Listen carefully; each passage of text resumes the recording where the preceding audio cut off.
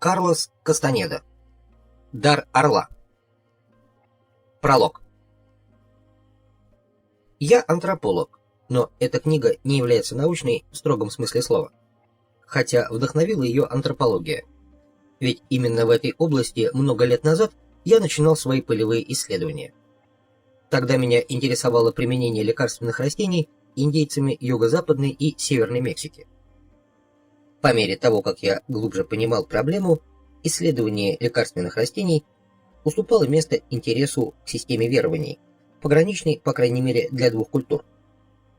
Такое смещение акцентов произошло благодаря индейцу из племени Яки, Северная Мексика, по имени Дон Хуан Матус, который позднее познакомил меня с Доном Хинаро Флоресом, индейцем из племени Масатек, Центральная Мексика.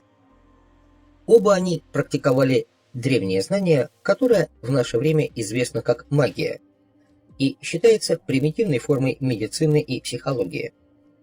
Фактически же оно является традицией практиков, исключительно владеющих собой, и состоит из чрезвычайно сложных методов. Эти два человека стали моими учителями, а не просто информаторами, хотя я еще долго упорствовал, без всяких на то оснований, считая своей главной задачей антропологические исследования.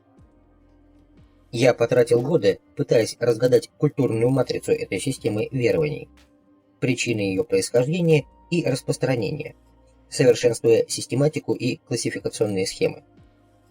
И все это не имело никакого смысла, если принять во внимание, что непреодолимые силы, заложенные в самой этой системе, направили мой интерес в иное русло и превратили меня из отстраненного наблюдателя в непосредственного участника событий.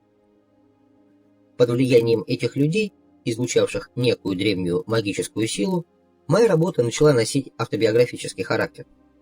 Я был вынужден писать о происходящем непосредственно со мной. Автобиография — это весьма своеобразно, поскольку я не веду речь, подобно всякому нормальному человеку, о повседневных событиях моей жизни или о вызванных этими событиями субъективных состояниях. Я пишу скорее о тех метаморфозах моей жизни, которые были непосредственным результатом принятия мною чуждой мне системы идей и действий. Иными словами, система верований, которую я намеревался беспристрастно изучать, поглотила меня, и чтобы продолжать свои исследования, мне пришлось ежедневно расплачиваться собственной жизнью. Таким образом, передо мной встала особая проблема — объяснить, чем же я, собственно, занимаюсь. Я очень далеко отошел от того, с чего начинал, как антрополог или просто как западный человек.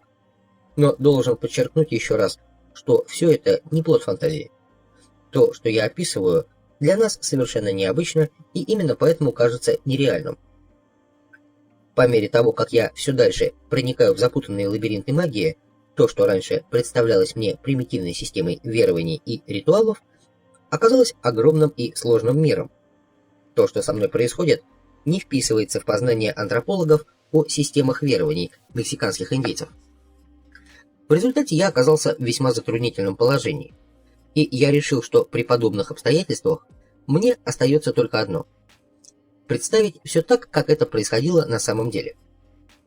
Я могу заверить читателя в том, что не веду двойной жизни и что в своем повседневном существовании следую принципам системы Дона Хуана.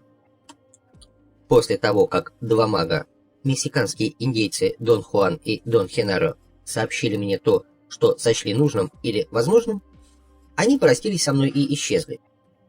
Я понял, что отныне моя задача — самостоятельно осмыслить и реализовать то знание, которое я от них получил. В связи с этим я вернулся в Мексику и обнаружил, что у Дона Хуана и Дона Хинаро было еще 9 учеников магии, 5 женщин и 4 мужчин. Старшую из женщин звали Соледад, более молодую — Мария Елена, по прозвищу Лагорда. Остальные, Лидия, Роза и Хосефина, были совсем юными, и их называли сестричками. 4 мужчин звали по старшинству — Элихио, Бениньо, Нестор и Паблито. 3 последних называли Хинарос, поскольку они были учениками Дона Хинаро. Я и раньше знал, что Нестор, Паблито и Элихио, которого уже не было в этом мире, ученики магов, но мне казалось, что девушки, дочери Соледат, и, значит, сестры Паблито. С Соледат я был знаком не первый год и обращался к ней уважительно. Донья Соледат, поскольку она была по возрасту ближе к Дону Хуану. Лидию и Розу я тоже знал, но наши встречи были слишком непродолжительны и случайны, чтобы я мог понять, кем они были в действительности.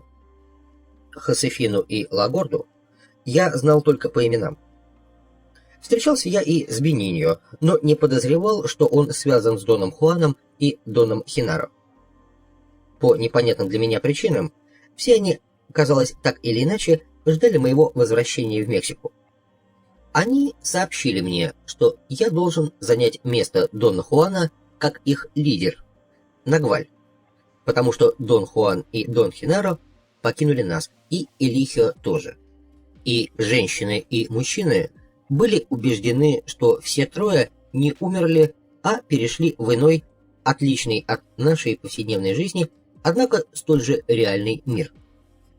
Женщины, особенно Соледат, яростно сталкивались со мной со времени нашей первой встречи. Однако эти стычки активизировали мою энергию. Общение с ними внесло в мою жизнь мистическое брожение. В моем мышлении стали происходить разительные перемены. Однако не на сознательном уровне. Впервые посетив их, я испытал ни с чем не сравнимое смятение. Более сильное, чем когда бы то ни было ранее. Хотя подо всем этим хаосом я неожиданно обнаружил удивительно прочное основание. В столкновениях с ними я открыл в себе такие ресурсы, о которых даже не подозревал. Лагорда и сестрички были совершенными сновидящими. Они добровольно дали мне указания и продемонстрировали свои достижения. Дон Хуан описывал искусство сновидения как способность владеть своим обычным сном, переводя его в контролируемое состояние сознания при помощи особой формы внимания, которую он и Дон Хинаро называли вторым вниманием. Я ожидал, что трое Хинарос обучат меня тому, чего они достигли в другой области учения Дона Хуана и Дона Хинаро – искусству сталкинга. Я понимал это искусство как совокупность приемов и установок, позволяющих находить наилучший выход из любой мыслимой ситуации. Но, вопреки ожиданию, все, что бы мне ни рассказывали трое Хинарос об искусстве сталкинга, не имело для меня ни особого смысла, ни силы. Возможно, сами они в должной мере не владели этим искусством, а может быть, просто не захотели мне его передать. Я прекратил расспросы, чтобы они могли чувствовать себя со мной раскованно. Но все выжидали и уповали на то, что раз уж я больше не задаю вопросов, значит, я наконец-то веду себя как Нагваль. Каждый из них требовал от меня советов и руководства. Чтобы соответствовать их требованиям, я был вынужден сделать полный обзор всего, чему учили меня Дон Хуан и Дон Хинаро, и еще глубже проникнуть в искусство магии.